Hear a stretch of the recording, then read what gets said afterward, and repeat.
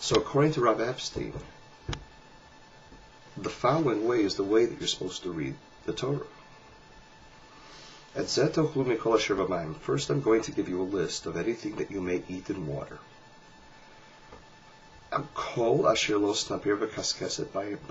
Anything which has fins and scales, that's what you may eat. Now I'm going to give you a list of that which you may not eat. Anything which doesn't have fins and scales, and mikol sheretz hamayim, and anything that swarms in water, umikol nefesh chaya shebamayim, and anything and all living beasts, creatures of the water. So you see what the Torah is doing. It has some category which it doesn't delineate. It says anything in water which has fins and scales. I'm talking about a particular subset of things that live in water. If it has fins and scales, you may eat it, and if it doesn't have fins and scales, you may not eat it. And then one other subset, or two, anything that swarms in water and all living creatures, all living beasts of the water, you may not eat them no matter if they have scales or not. And therefore there's no redundancy in the Torah, because the first verse is only talking about Surat Hadag. It's only talking about a fish-like animal, and if it has fins and scales, you may eat it. And then the second verse says, and as long as we're talking about Surat Hadag, if it doesn't have fins and scales, you may not eat it. And on top of that, mikol sheretz hamayim, anything which swarms in water, mikol nefesh chaya shebamayim, and any living thing in the water, those also you may not eat, no matter what they have, whether they have fins, scales, or whatever. So according to the Aruch HaShulchan, Rav Epstein's understanding of the way that we read the pasuk, and I guess what he's trying to say is that that's how the Rambam understands what the text says. The rules of fins and scales only apply to Tzurat Hadag. It doesn't only to fish-like creatures. Okay, it does not apply to mollusks or lobsters or worms or jellyfish or rays. Oh no, ray might have to. The sharks definitely do. And Rav Epstein actually brings his support from two other places, that when it says at the creation of the world, it says that on the what was the day that God created all the fish? Was that the fifth day, right? Or the day was sun, was fifth day was birds and fish. So it says that God created all of the. It says Vayomer Elohim Yishritzu Hamayim Sheretz Nefesh Chaya Va'of Yofef Al Haaretz Apnei Rekiah Shamayim. Okay, I'm just pulling that from some memory. That God said that the water should swarm all types of creatures. But then later on, when God is blessing man, after the creation of man on the sixth day, he says, V'yirdu bidgat hayam uva ofer shamayim, and man will rule over degat hayam, the fish of the sea. Why doesn't it say that he should rule over all the creatures of the sea? The implication is that man rules over the fish of the sea, because fish, Tzurat Hadag, comprise the lion's share of man's diet. I don't know if you could argue that today. I see all these, go to Red Lobster and all the, and people are eating snails and squids and all types of stuff. But at least according to the Torah, the main diet of man was Tzurat Hadag. And so therefore it doesn't even have to be mentioned. When it says Kol Asher, when it talks about fins and scales, it's just presuming we're talking about Tzurat Hadag. And then in the next verse he says, and by the way, after we finish talking about Tzurat Hadag, I'm just letting you know that you also may not eat anything else that lives in the water, if it swarms or, Sheretz Hamayim and Nefesh Chaya, which is anything which is not Tzurat Hadag. So it says that is the presumed, Tzurat Hadag is the presumed food of man. We also find that in the Parsha of Suf, which is in Bamidbar, which I think is, I think it's in Parshat Bahalotcha, the third Parsha of Bamidbar, which talks about the people who were, crying for meat. And God says, well, they're going to have meat for 30 days.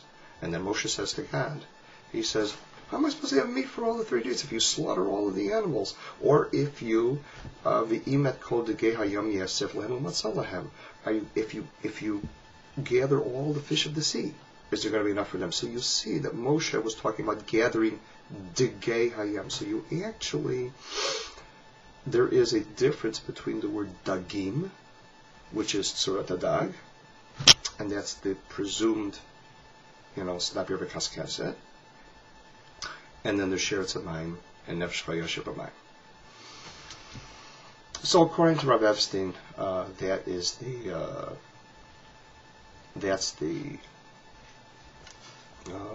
that's what the Torah means, and that fins and scales only apply to the diet. Other scaly rules, and these you could just read. They have to be peeled from the skin without removing any skin.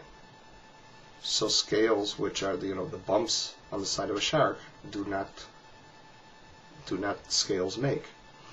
If you can't take out scales without pulling off skin, the fish is not kosher. However, if you can get those scales off, even by an artificial process, by heat or however you do it, you don't have to remove the scales manually with your hand. If you can get the scales off without removing skin, with some other process, the fish is still kosher, and the fins don't have to cover the body. They don't have to encircle the body. In fact, we learned there is a sifra that says that one scale is good enough. Some say that you need at least 3. One by the tail, one by the gill, one by the fin. Really can't picture it. The scales could be really, really small, as long as they're scales that could be removed without removing skin. They also could be very fine, thin. If it's a type of fish that grows scales after its birth, and this is the type of species it is, you may eat those fish before they've grown their scales. The appearance of the scales do not make it kosher. It's the species that's either kosher or not kosher. So if you know this to be a fish which is going to grow scales afterwards, you may eat the fish even before it grows the scales. We have one last item before we do the extra credit. And it's also from a sifra. We're going to do a little bit of grammar of the word kaskeset, which is found in the Perush of Malbim, Rabbi Meir Libush Weiser, lived in the 19th century. By the way, Rav Epstein lived in the 19th and 20th century. He died in the 20th century. The sifra on Parshat Shmini, Parsha Gimel says, Ein li ela hamarbe b'kaskasim u'basan pirim, kigon kipuno.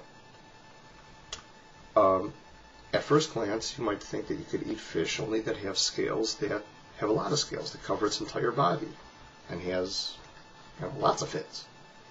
Minayin afilo ein la ela snapir achat ve'ein lo ela kaskeset achat. How do you know that the fish is still kosher even if it has one fin? I don't know if a fish has one fin. Could be. I don't know. Do you think its tail doesn't qualify as a fin? It has only one kaskeset, one scale. Tal melomer kaskeset. The Torah says it needs to have a scale. Kaskeset is a scale. Rabbi Yehuda Omer, Rabbi Yehuda says, not so. Afshne kaskasim. You have to have at least 2 scales. V'yafal pishein raya l'davar, zecher l'davar. And even though it's not really a proof, because we do not use, and it's very interesting that the Sifra specifically says that the proof from Shmuel Aleph is not considered a proof, because you can't use Navi as a proof to a Jewish law which is from the Torah. So that whole discussion over there in the Gemara in Chulin, in Nida, it says, well, we know that Kaskesed is scales because it's Vishiryon Kaskasim Lavush. That's a very questionable premise there, because you're actually taking you're taking a definition from a post-Chumash biblical text to prove the meaning of something, unless you just say it's what is known as an Iglei Milsa. It's like Tosa says, we knew that Kaskesed meant scales, just that it was presumed, it was a Masorah, and it became clear, it was clearly defined in Shmuel. I mean, I guess you could look at it that way, so you're not really, it's not really a proof, it's just it's just, as they call it, an Iglei Milsa. It reveals something which was understood in the Torah. Okay, in any case, according to the Malbim, the Tanna Kama sees the word Kaskesed in singular form. And therefore the Torah is specifically stating that all you need is one scale. And similarly, when you talk about jars, Tzinsenet means one jar. So just like a Tzinsenet means one jar, a Kaskesed means one scale. We find by the Mon, Moshe, Vayomer Moshe Aharon Kach Tzinsenet Achat. See, there it says specifically, they take one jar. V'ten shama meloha omer, and put an omer of manna in it.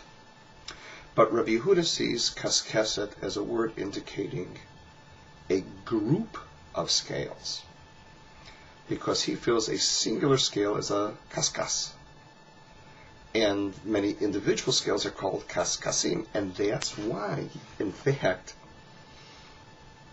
according to Rabbi Yehuda, the proof, so to speak, from Shmuel Aleph, Vishiryon Kaskasim Lavush, shows you that many scales is Kaskasim and one scale is Kaskas, because if Kaskesed meant one rule, or one scale, it would be a female noun. Kaskesed is a female, would be a female noun, and therefore its plural would be Kaskasot. Similar to gargar, which I guess is a throat. Gargarim, throat. Is that right? Is it gargar, throat? I know the gargar means to gargle something. I might be wrong. Okay, well, whatever. And a whole group of them are gargaric. So that's, according to Rabbi Yehuda, Kaskesed means a group. So you actually have three usages. Kaskesed is a group of scales. Kaskas is a scale. Kaskasim are many scales. So if you're not viewing it as a group, you're viewing it as a plurality. Plurality means the same thing as a group. If you're looking at it as plurals, many of them, then you would say Kaskasim. Similarly, you have and if Kaskesed was, we already said, if Kaskesed was singular, it would be Kaskasot, like Ateret, Atarot, Migbat, Migbaot, Baheret, Beharot. Now, question on Rabbi Yehuda is the word Gachelet, which the plural form is Gechalim, and according to him it ought to be Gechalot, and Shibolet, Shibolim, and doesn't really answer that one. But, so that explains the argument between Rabbi Yehuda and Tanna Kama about Kaskesed and whether it means one or two.